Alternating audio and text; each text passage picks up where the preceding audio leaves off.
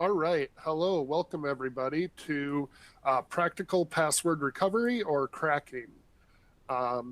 Today, we'll be going ahead and presenting a presentation here with Kevin Higgins, taking you through some of the red team techniques of practical password cracking, showing you some of the tips and techniques that we use when executing GPU-based password cracking, as well as diving into some advanced topics such as writing our own password cracking tools and solving some real-world problems. So the first thing that we'll do is we'll go through some introductions here. I'd like to introduce Kevin Higgins. Kevin, you want to say a few things? Hey everyone, I'm Kevin Higgins. I'm a senior security consultant here with Optiv. I'm on the Attack and Pen team. I have a little over 7 years of experience in information security, a little extra in information technology. I'm doing more blue teaming. I've presented at multiple conferences and conducted instructor-led hands-on classes, kind of similar to what we're doing today. I specialize in red teaming, advanced penetration testing, and some wireless. A little bit about me, too, is I previously led a digital forensics and incident response team before. Thanks, Kevin. Kevin and I have worked together for quite a few years, both at Optiv and at other companies. But my name is Joshua Platts. I've been working in information security for 10 years. Prior to that, I was working in information technology as a net admin for 7 years. I've registered multiple CVEs. Just digging into things and breaking them is one of my favorite activities. There's nothing like being on a consulting gig, going back to the hotel at night and just digging into things and finding some CVEs to register. At Optiv, I'm a leader in the threat simulation team, purple team exercises. I also execute a lot of the advanced penetration testing, PCI testing, and one of the things I'm known for on the team is my specialization in password recovery. And based on my past experience and my current experience, I like to consider myself kind of a blue team, purple team, red team native, because I can speak all languages because I've sat in all of those roles before. So today, our goals for our workshop is really to start to put some tools into your hands as far as password cracking goes. It looks like our slides are a little bit behind, but there we go. So why? Because you can be late too.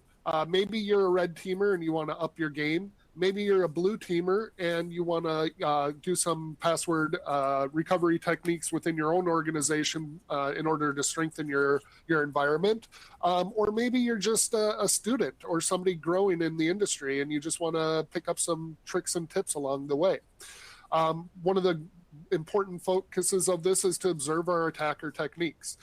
So the way that we go through and attack passwords is a really good standpoint on how to go through and secure passwords. So when we're talking about doing wordless attacks or mask attacks, those are some things that you'll hear Kevin talking about coming up here soon. When you start to see those things, you can start to build some user security awareness training around password selection that could probably thwart some of our password recovery techniques. It's kind of a cat and mouse game because if you know what we're doing, you can prevent it, and if we know what you're doing, we can overcome it. So kind of as a disclaimer, because this is a workshop, I think it is the only workshop that we have going on at the Source Zero Con. We will try to help you guys and answer and troubleshoot any issues that may arise, but just with the number of people that are going to be here asking questions, and to get to that point, you can ask questions by clicking the Q&A at the bottom. We'll try to get through all of those questions. But unfortunately, if too big of an issue rises up that we're unable to answer that for you, we will be able to follow up with you in an email after the workshop to make sure that you get the value out of the course that we wanted to present to you today. Yeah, I'll follow up on that too. We do have a Discord available for Source Zero that we're able to field any kind of questions after the fact. So feel free to ping us. There's a link at the end of this presentation or this PowerPoint that is the Discord link. And then you can find us in the PW workshop channel as well. if that works better over email. All right, so Kevin, we should have the 101 slide ready for you here if you want to take it away, and you can either show your screen or I can navigate for you. I could take it over. Why not?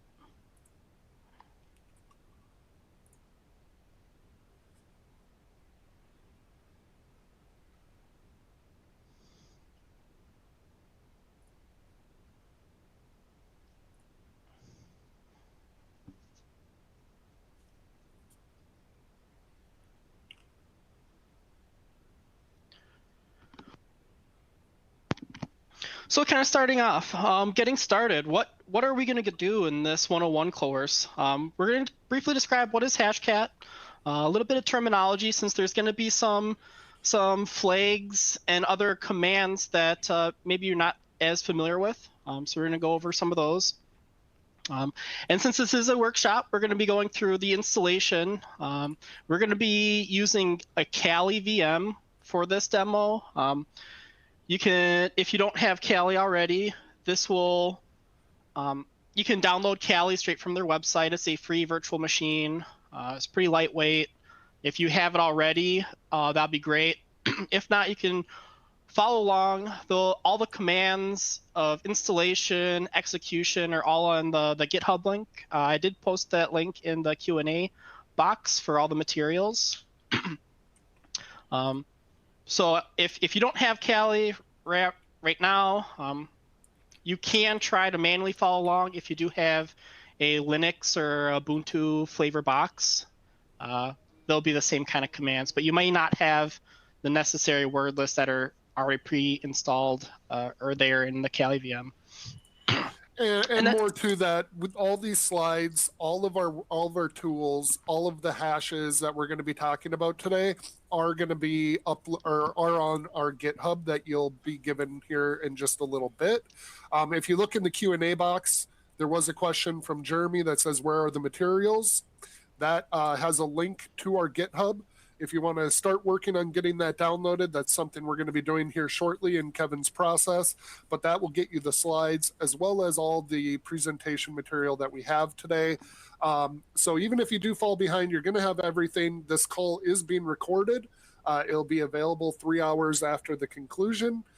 So if you fall behind, you should be able to put things back together. And if you can't, send us an email. We'd love to help you. Yep. And then, so after the execution, we're going to go through a little demo. So I'll show you what it will look like once you get it up and running. Show you the commands, what the output is, and kind of describe what's going on. And then at the end, we do have practicals. So one of the nice things that we've done was we sponsored with Hack the Box. So we have 3 VIP vouchers. So there will be 3 challenges for this this class. If you guys want to partake in these practicals, you go ahead. We'll kind of dive into that a little bit here shortly.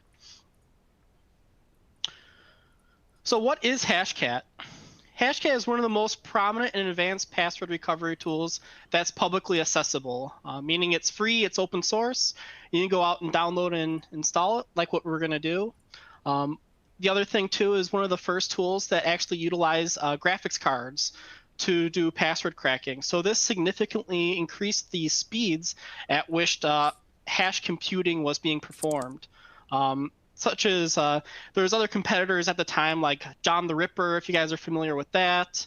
There's a few others, but they primarily only worked on CPUs, which were performing at a very much less hash speeds as in today. And it kind of comes into, if you guys are familiar with like cryptocurrency even still, and how the graphics card market is in a huge short because everyone's buying up all the graphics cards to do essentially hash computing with them because they excel in this. Yeah, and so I'd like to just throw in there that, you know, GPU cracking really turned around the corner back in about 2011, 2012, which also coincided, ironically, with the recent, or just the couple years of Bitcoin. And so people found out that Bitcoin used to be mined on CPUs, and then what Bitcoin is actually just doing is cracking a SHA-256 hash. That's really all it's doing. And if you got the right value, then you win the Bitcoin or the block. And so people, out of a necessity of, mining Bitcoins, really started to write a lot of these custom CUDA and OCL kernels, they're called, that basically speak the language of graphics cards in order to calculate those SHA-256s faster. And then along with that, that's when we started to see John the Ripper, which was the very first tool that I know of that supported GPU cracking, started to implement a couple of algorithms in that. But then shortly after that, OCL Hashcat came out, now just called Hashcat, and it just laid waste to John. And since then, Hashcat has continued to mature to quite a fine product. And really, what we have to thank for all of this is the crypto market, like Kevin had said.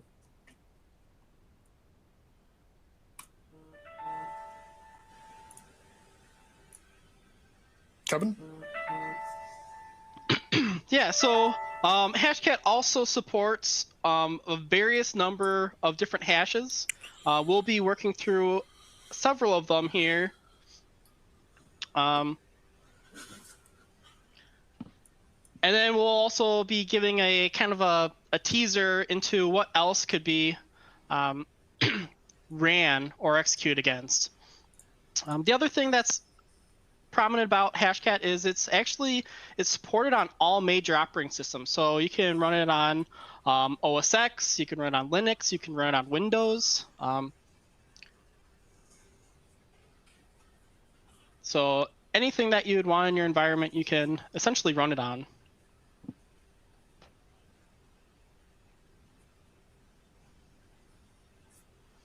So going into some of the terminology.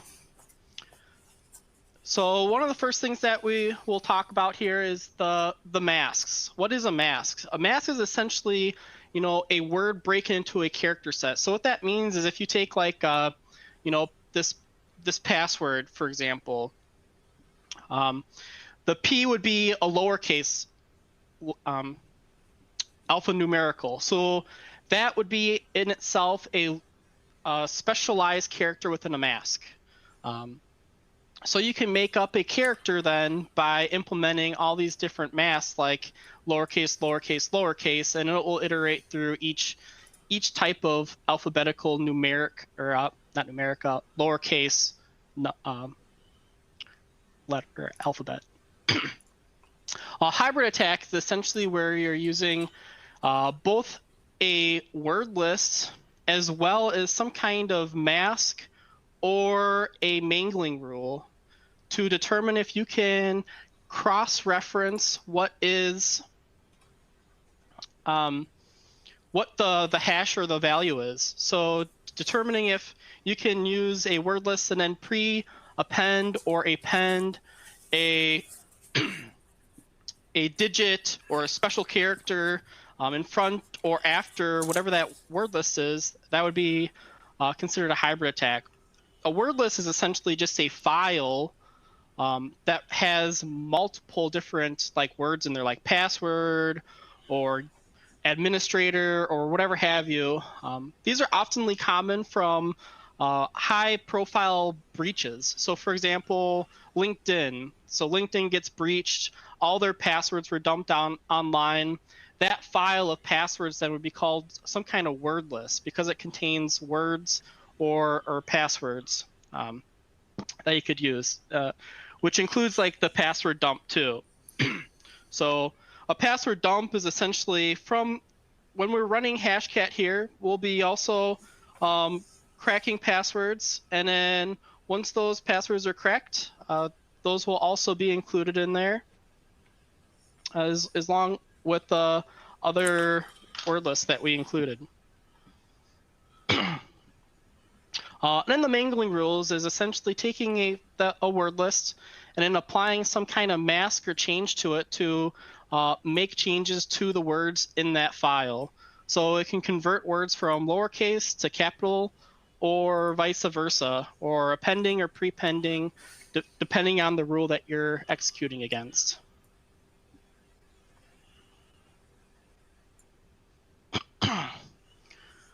So let's get started. If you guys have your Cali box or an Ubuntu box, preferably Cali, there is all these commands are in that GitHub that was posted earlier. So it might be easier if you're more familiar with just opening up the text file and copy and pasting into your terminal. If you are comfortable with typing in some of these commands to get Hashcat installed, you can do that. One of the things just to preface this, Kevin, jump to slide 2 because that's where we actually have the GitHub repo for them as well. Or to the next slide. Yep. So set up part 2. Yeah, so that's the GitHub. So if you run these commands, cd, and then you run the command git clone and type that in there. And then at that point, you'll have the materials downloaded to go back to step 1. I guess this is slightly out of order. That's why we tried to present the GitHub ahead of time. But inside that GitHub git clone, you're going to find all the files that you need. It's going to contain all the exercises, all the slides, all of the hashes, and the commands that Kevin is talking about right now.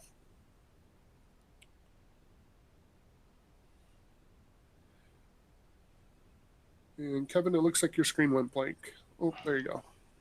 Yeah, I was just swapping the view here. It should look a little better. Yep. So we'll give everybody just a moment here for the workshop purposes. Go ahead on your Cali systems, wherever you are, open up a terminal, type cd, enter, then type git clone, https://github.com/binary 1985 capital S Z C dash capital password capital workshop .git. It's going to get you all the materials.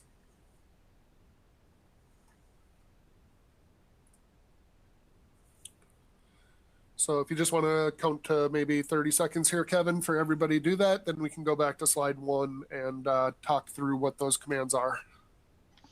Sure. Yeah, I'll give everyone like a minute here. And again, that link was also posted in the Q&A chat, so you can go out there and grab those files as well. One of the files in there is the 101 commands, and that should have a lot of these in there as well.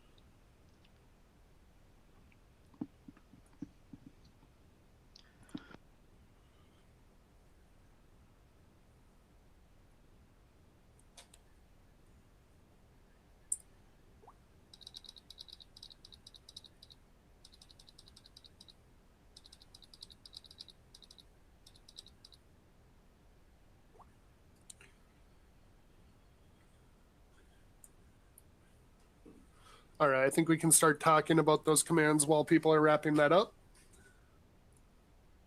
Yeah, so one of the things that we're doing here is we're actually getting the latest version of Hashcat from the Git repository. What the difference is here is that Hashcat actually comes pre-installed within Cali. However, it seems to be that it's not always as up-to-date as the Git repo is. So we're having you get like the bleeding edge version of Hashcat that should have all of the latest tools and hashes and everything that you would need, maybe even now or going forward.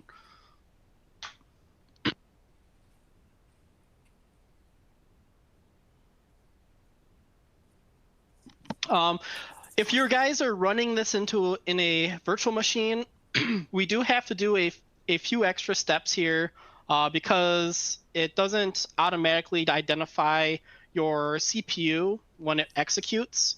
So you have to do that sudo apt-get update so your system is up to date. And then you'll have to do that apt-get install all those directories there, all those libraries. Yep. And there was a question here about the command on the next slide not working. That's because we have not downloaded Hashcat, which we do in this slide. So once you have Hashcat downloaded and once you have that git clone made, then you'll be able to run that CP command. Yep, exactly. So once you Git clone this, you'll cd into the Hashcat directory that it creates, and then you make install, and that will create a working Hashcat binary for us to run in the lab here. The other thing too is Cali comes pre-installed with a wordless called RockU. It was a very popular breach from like MySpace a while back, and a few other high-profile breaches at the time, primarily like MySpace. So if you want to unzip that, running those commands, and then move those into the folder that you're currently in, which should be the Hashcat folder, we should be good to then move into this Git clone that you should have already done, copy all those files, and then just move them into the Hashcat directory. And to be honest, folks, one of the reasons that we had you do the whole Git clone Hashcat is because Hashcat only releases a main branch distribution like once a year, but they are constantly making upgrades to the hashing algorithm. So you'll definitely get better performance, and it's for us, it's just best practice. If you're having trouble with any of these commands, a good thing to know is Hashcat is already installed in Kali Linux. So in going forward, Kevin might have some slides that say ./Hashcat. If you weren't able to get these commands to work for whatever reason, don't worry about it. As long as you Git clone this directory, you should be able to just use Hashcat instead of ./Hashcat to achieve the same thing.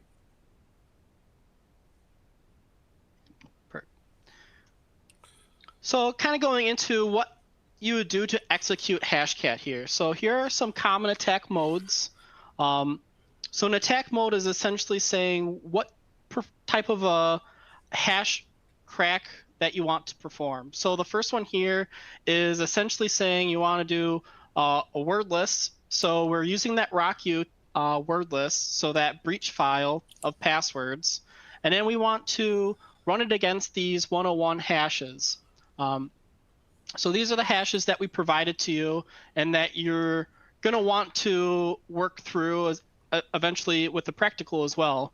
But the command here is, so the -A means that you're going to do a brute force attack mode against a -M, which is essentially the hash that you're executing against. So there are essentially 3 different types of password hashes in this hash file.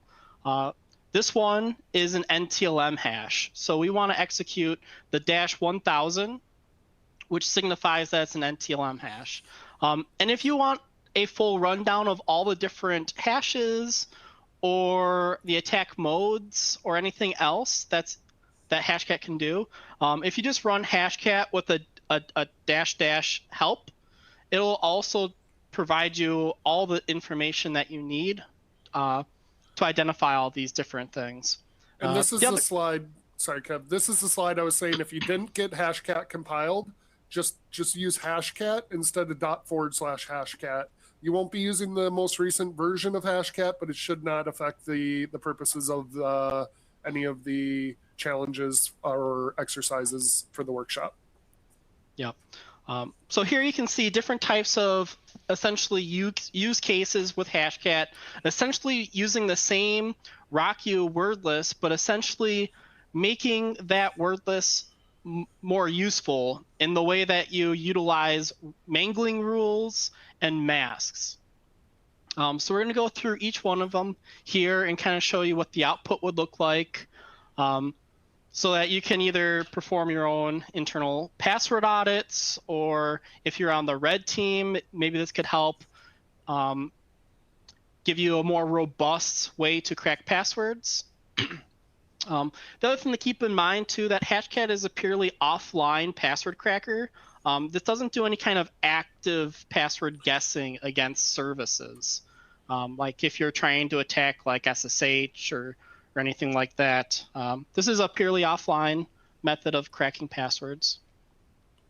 If you're curious about the different hashes and what formats that they need to be in, Hashcat does have a wiki that shows the example hashes in there.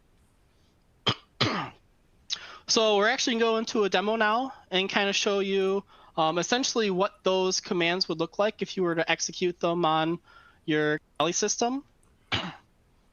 So let me pull up Cali quick. And just so everybody knows, this is basically cheat codes on how to do Kevin's practical. So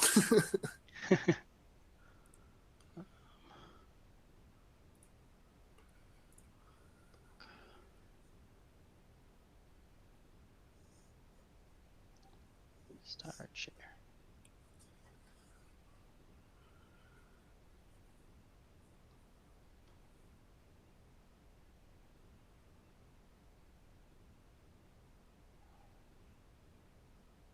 Cali, wow.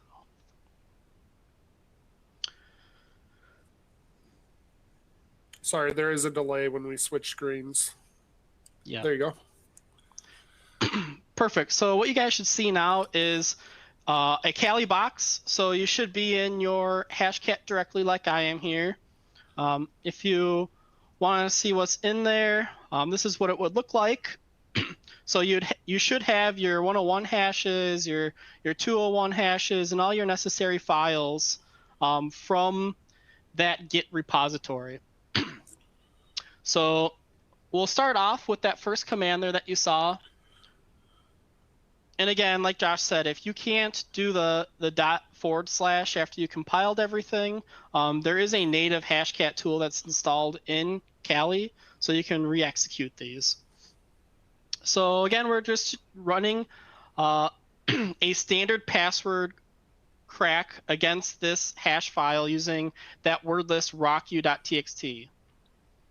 So when it executes here, you should see if you have graphics cards or CPUs or anything else that it'll populate a list of all your devices and the speeds at which you crack at.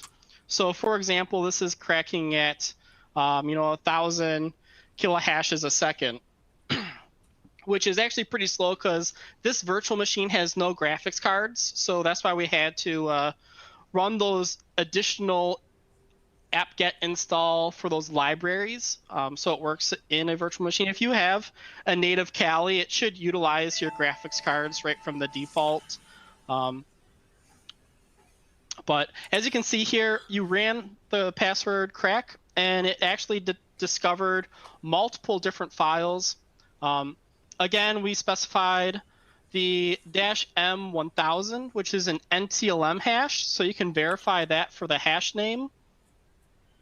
There are several NTLM hashes in this file. It tells you out of this file, it cracked 3 out of the 20 hashes, just from essentially seeing if those hashes, which are these here, are directly in a word list.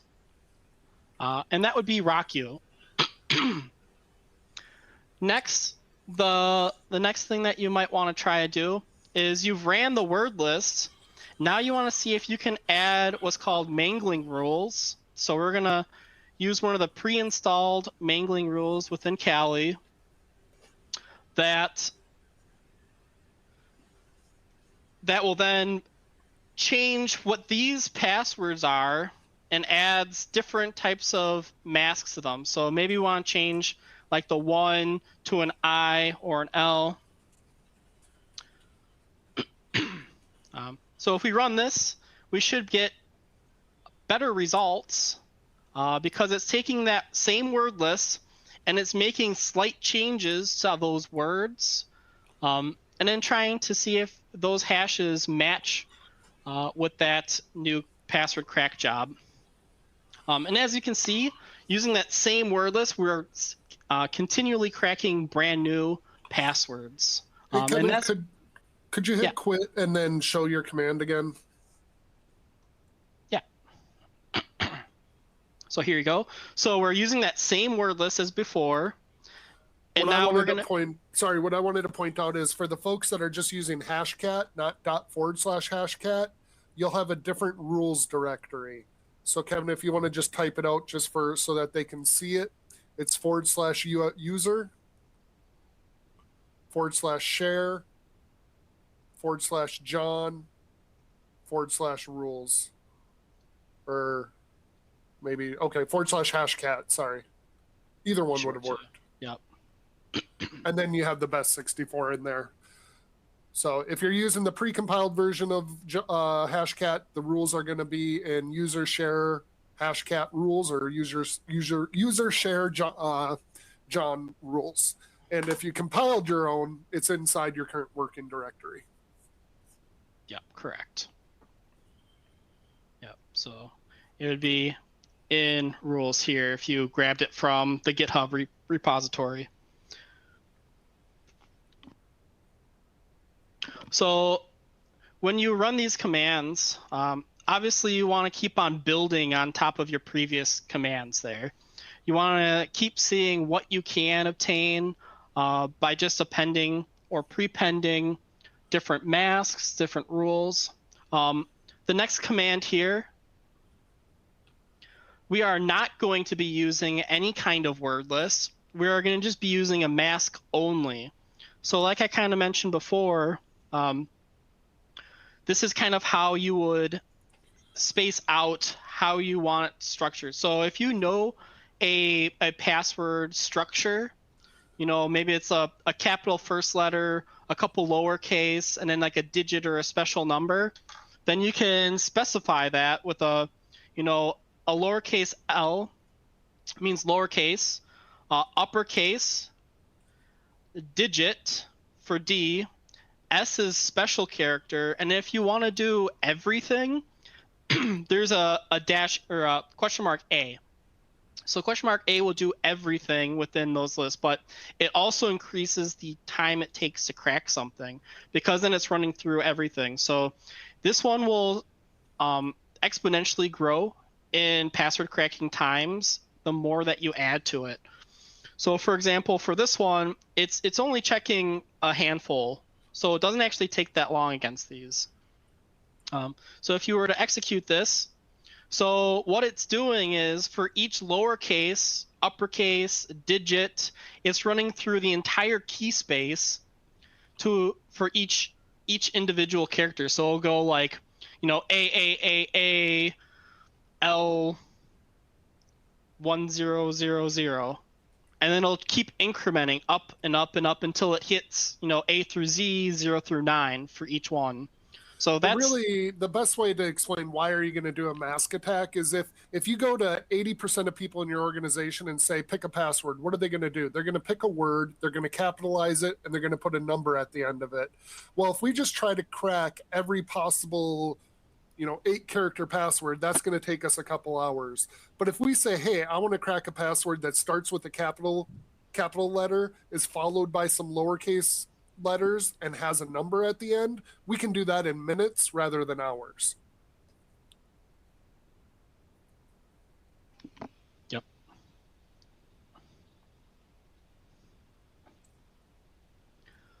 So the next one here that I'll just show you is that you can actually use multiple word lists, and it will append and pre-append them. So this one's actually very useful because a lot of users statistically use years or dates in their password. You know, 2019, 2020, 2021.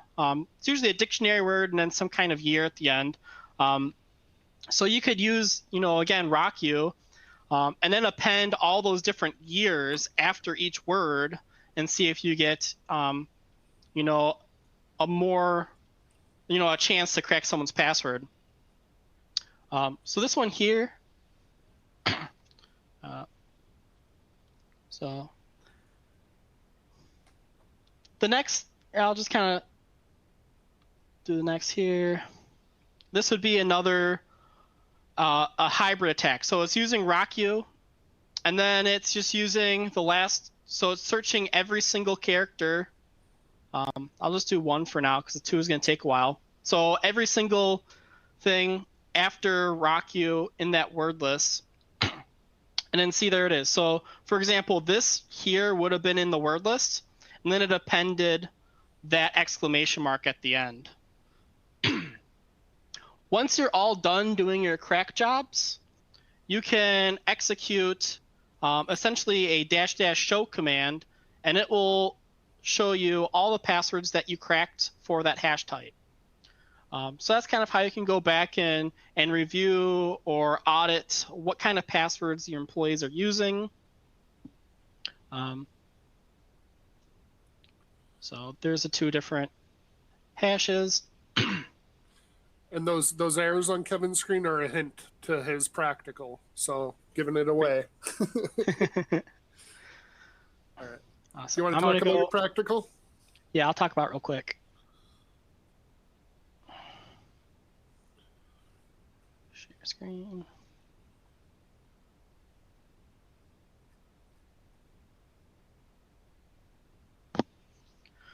So as mentioned earlier, we partnered with Hack the Box. We have 3 VIP vouchers. The person that wins by June 1st, you can submit to us. For me, the challenge 1, you can send an email to me. The challenge is you'll need to see what are the 3 hash types that are in that file. So if you can correctly tell me what those are. And then whoever cracks the most hashes from that file. So sometimes you'll have to be a little creative and use all those different methods. But whoever cracks the most hashes and can tell me what those 3 hash types are and emails them to me by 12 a.m. on June 1st, we'll choose the winner and we'll send out a VIP voucher to Hack the Box. So if you're interested, give that a shot. And please be clear in your subject line, because if we receive any sketchy looking emails, they get deleted without us even looking at them. So just put in, challenge number 1 submission or something like that. All right. And I will start to present again.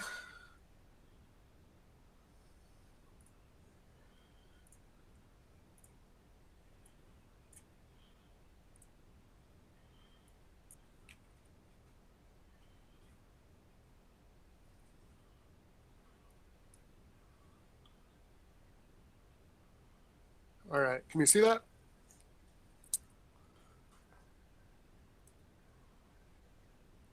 Yeah. Kevin?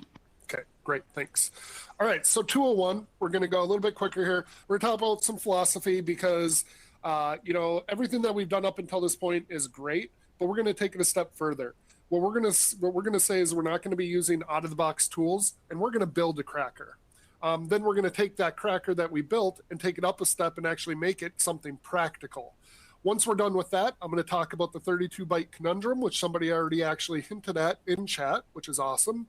And we're going to solve the problem of the 32-byte conundrum. So in our industry of red teamers, it's really great to have tools, right? We got a lot of smart people. 10 years ago, we basically had to build a lot of our own stuff. Yeah, we had Metasploit and that sort of thing, but it's really good to have out-of-the-box tools. But if you really don't know how the tools work, are you getting the most value out of them? And also, what are you going to do when there's bugs or out-of-date libraries? Python 2 all of a sudden updated to Python 3, and you don't have any programming knowledge. You don't need to be a super strong programmer in order to be a red teamer, but you do have to be comfortable enough to read code and tweak code. So that's where we're talking about the out-of-date libraries and that sort of thing. Maybe it's pulling a new version, or you got to point to a new GitHub repo. These are things that commonly happen with tools. Tools will work perfect one day, you'll come in the next day and nothing's working. It also gives you the ability to speak to what you're doing. You guys know that Hashcat is a password cracking tool, and if you give it a word list, that it will crack things for you. But what is it really doing? What's it doing behind the scenes? I think at the point that you understand your tool, you're going to be less likely to break things. You're not going to be running YOLO type situations. And then also, maybe you're going to contribute to the industry. Maybe there's enhancements that now you understand how the tool works, that you can actually improve it. And so everybody should have the GitHub repo. I'm going to go ahead and bring open a VM so we can go through it. But ultimately, we have 3 levels of programming challenges today. Let me bring this open. And I'll switch my screen. What we're going to do is level 1 is we're just going to do very simple. We're going to read from a word list, which is going to be RockU. We're going to calculate the MD5 value. So what a hash is it's an irreversible checksum against a known value. So it's not like encryption where you have an encryption key and you can decrypt it. The only way to get it is actually to crack it. And that's why it's called password cracking, is because we're taking just a list of words, calculating MD5s, and comparing them against our other values. And then again, like I said, compare. So let me go ahead and update over to my VM.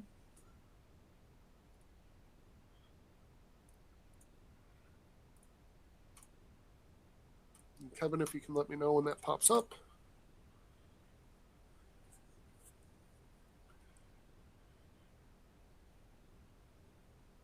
Got it.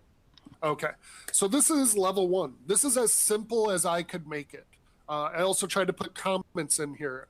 We don't expect everybody to be great programmers. I don't expect you to be able to go out and write this. What I do hope is that we're able to go through this and I can teach you some of the just basics of reading code and what it's doing just to get your foot wet, because nobody's going to wake up tomorrow and be a Python expert.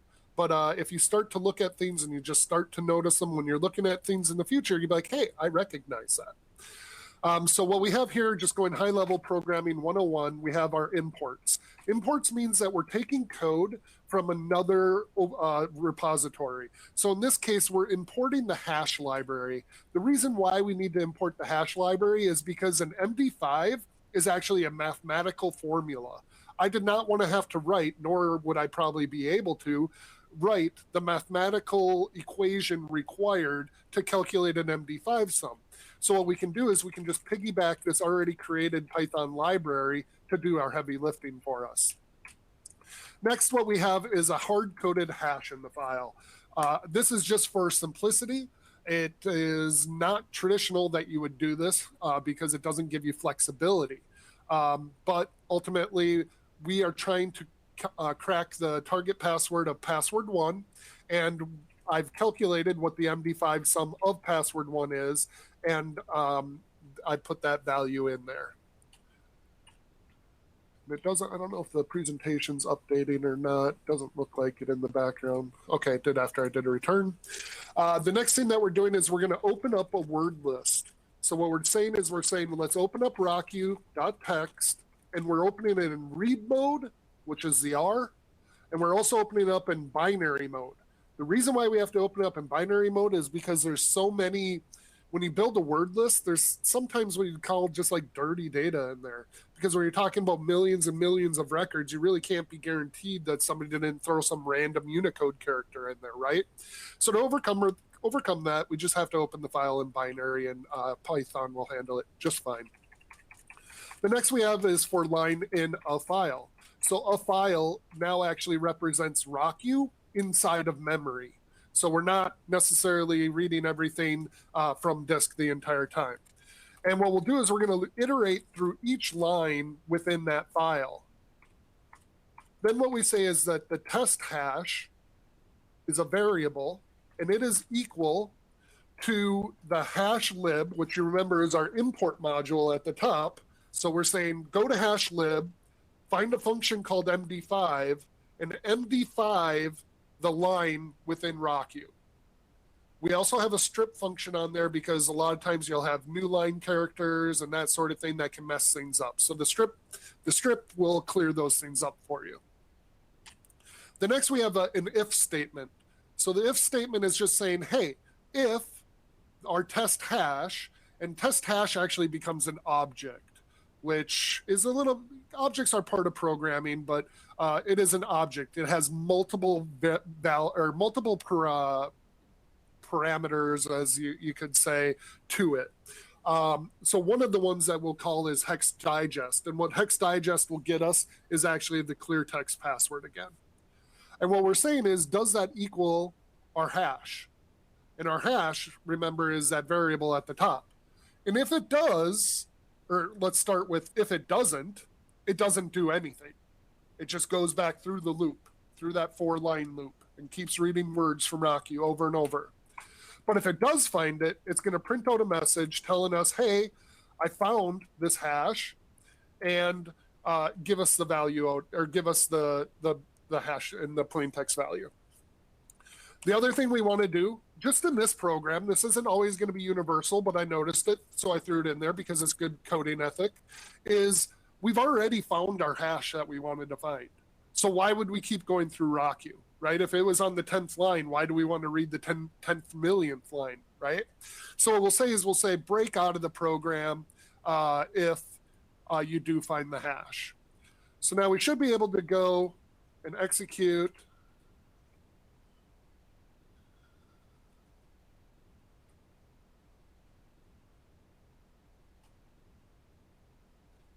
Python 3 level 1.py, and hopefully it updates in the background there. The delay is terrible.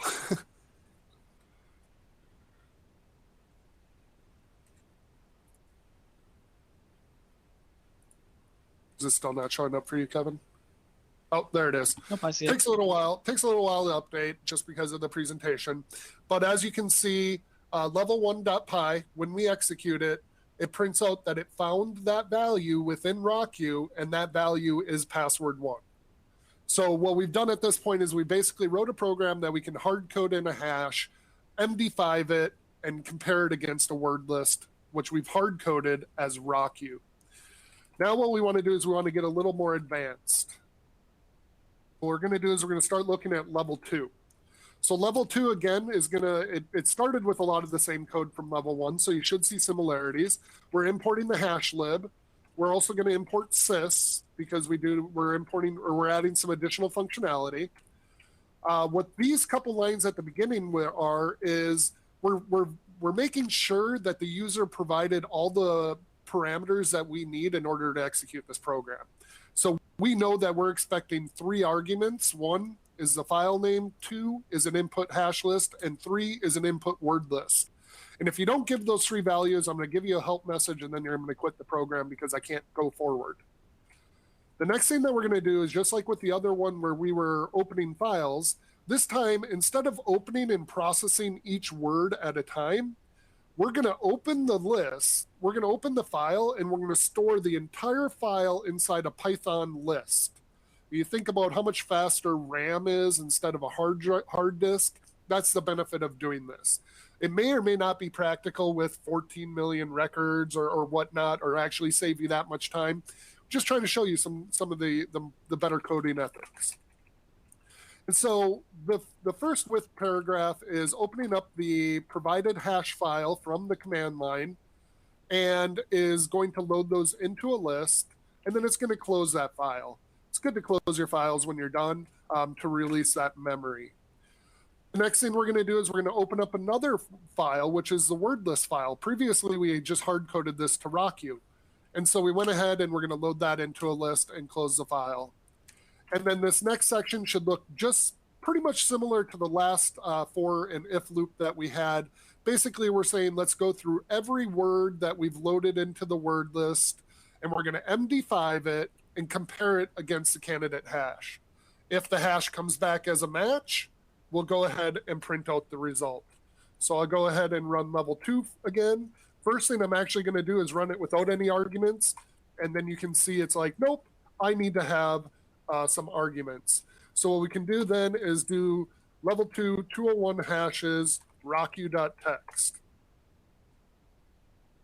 And we can go through and we see that now we have a dynamic program that can take in a hash list instead of having it hard-coded, as well as a dynamic word list. So we're running low on time, so I'm going to keep going. What we're going to do is talk about level 3 next. And before I do that, we need to talk about the 32-bit conundrum, I guess, because that's the whole point of level 3. So 1 second, I'll switch back.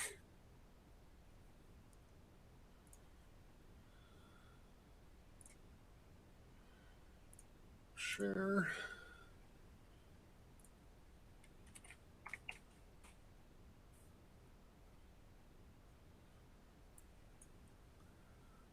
All right, so 32-bit conundrum. 32-byte conundrum? What is it? Hashing doesn't necessarily give you a clear indicator of what that hash is. So what happens is we end up with a lot of hashes that look the same. They're the same length. They use the same letters and numbers. They basically become indistinguishable. If you look at this graphic here, you can see I pasted a hash, and they told me it could be any of these, like what, 12, 13 hashes. Usually what we do is, as pen testers, is we'll research where did the hash come from, and it's gonna that will generally tell us what the technology is that is hashing that. So what we're going to actually do is write a wrapper real quick, and what the wrapper is going to do is it's going to go through and it's actually going to brute force the algorithm that it's using. And the only reason that this will work is because we're assuming that at least one person has a weak password. If we can make that assumption and just run some basic cracking against it, if we can hit one password, then we know that the rest of the passwords are most likely in the same format as well. So this is level 3 on the screen right now. You can see we have our imports at the top. We have our checks for argument lengths again. But now we have some interesting things. We have OS system commands here. These look pretty much just like the commands that Kevin was running, because they are the, essentially the commands that Kevin was running. We're running Hashcat straight attack. We're specifying different modules of attack. So this one is MD5, this one is MD4, and this one is NTLM. So all of those are 32-byte hashes, and we can't really determine what they are just by looking at them. And the remainder of the program is just to make it look pretty. So we'll go ahead and run level 3 real quick.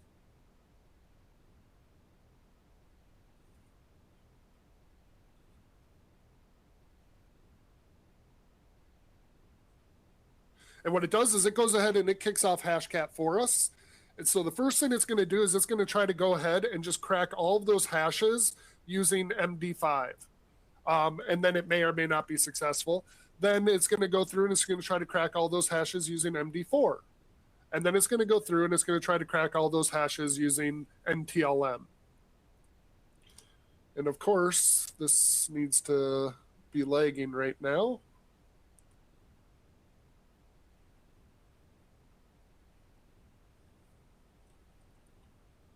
Okay, so we can see, well, you can't see yet, but you can see there, it just updated and it found 5 MD5 passwords. And now it's going to move on to MD4.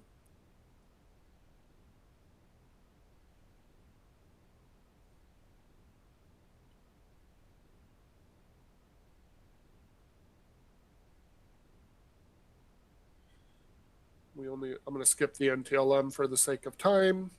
This should be pretty quick though. Okay, it just found another 5 and that should pop up soon. And I'm going to go ahead and just quit the NTLM so we don't have to wait. Well, I guess I can't. We're going to let the NTLM run real quick.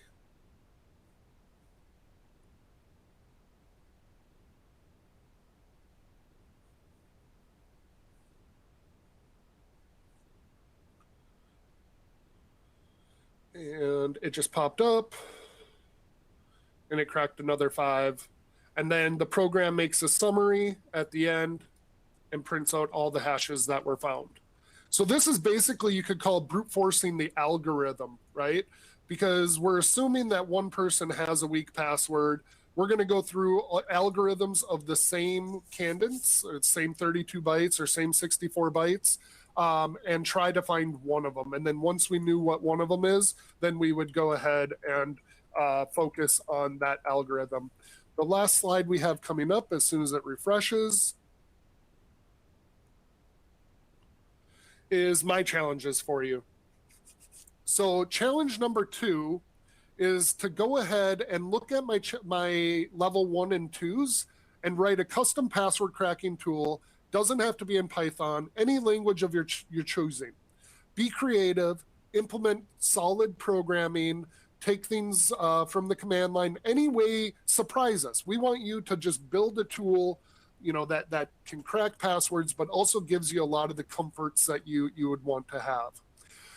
So go ahead, if that's something you want to go ahead and try, you'll go ahead and email that to me, joshua.platts@optiv.com, by midnight on June 1st.